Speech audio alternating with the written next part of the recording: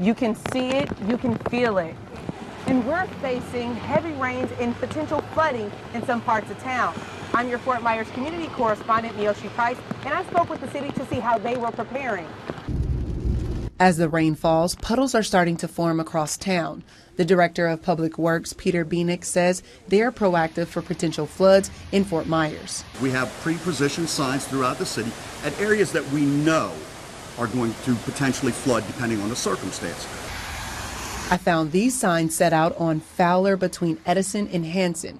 This is just one of those flood-prone areas. Other puddles of water are forming near Palm Beach Boulevard and Seaboard. You'll see water start to rise in the edges and things like that.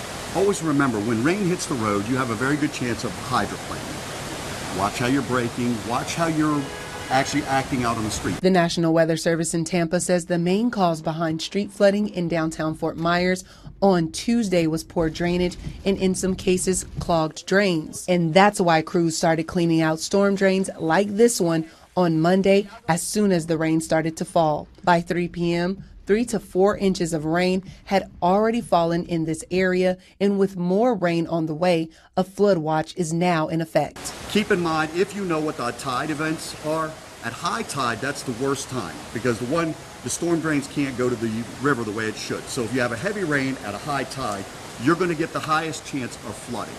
If it's happening during a low tide, the system will handle the water. But depending on the amount of rain, if you get a 1-inch downpour in a short period of time, you're going to have flooding. Drivers should be cautious, but also pedestrians on the sidewalk. In Fort Myers, Miyoshi Price, Fox 4.